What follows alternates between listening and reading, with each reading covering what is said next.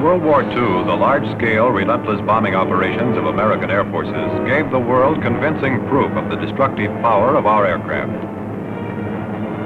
But even while we were showering devastation upon the enemy, our huge bomber fleets were on their way to becoming obsolete. In 1944, a year before the war ended, a new and mighty weapon was in the most crucial phase of its development.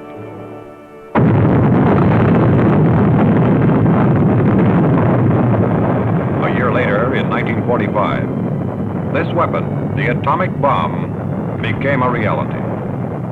A great new force had come into being, one that brought World War II to an abrupt halt, one that was destined to change the whole character of warfare in the future.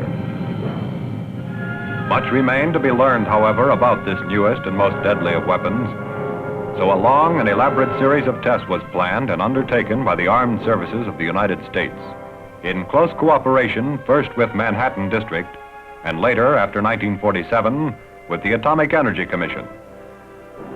In 1946, Bikini Atoll in the Marshall Islands was the scene of the first of these tests. This was Operation Crossroads. These islands in the Pacific, Bikini, Kwajalein, and Eniwetok, were chosen because no populated areas would be put in danger and because there was an ideal place in which to assemble the 93 naval vessels that were to form the target. When we arrived at the islands, we saw signs of the heavy fighting that took place here.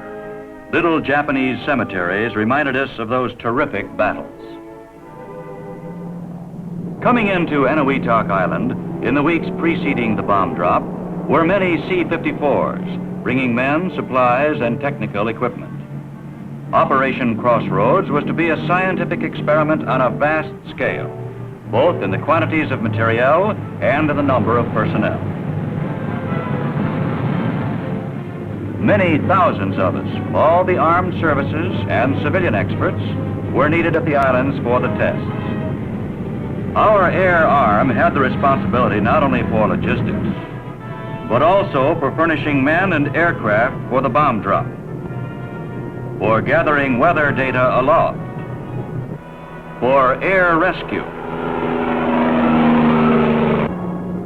for air photography of every phase of the operation, and for operating cloud sampling drones.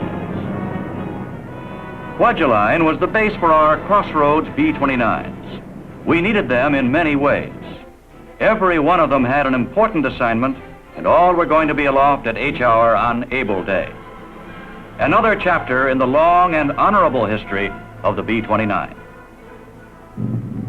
It was another B-29, the Outlaw, that brought General Curtis LeMay to the islands. He was then Deputy Chief of Air Staff for Research and Development. General LeMay is greeted by Brigadier General Roger Ramey, commander of the Army Air Forces Task Group, under Major General William E. Kepner, Deputy Commander for Aviation for the whole operation. Major Woodrow P. Swancutt, aircraft commander of Dave's Dream, the B-29 that is going to drop the test bomb, holds a final inspection of his crew just before takeoff. Dave's Dream takes off on an historic mission to drop the first atomic bomb directed against naval vessels.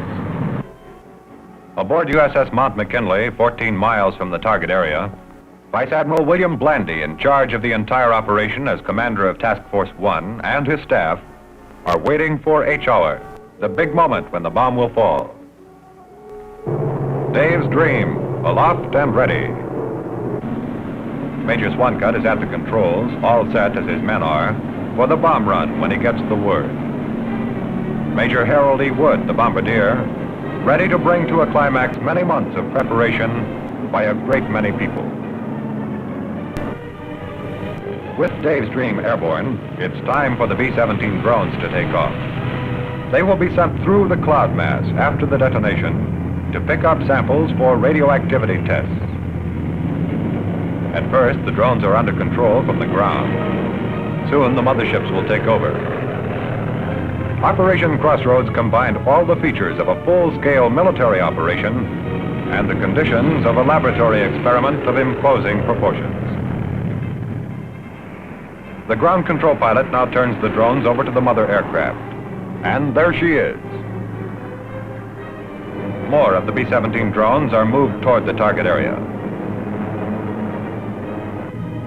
The beeper pilot in the nose of the mother aircraft can see on his TV scope right into the cockpit of the drone. When he moves the control stick in the mothership, the control drone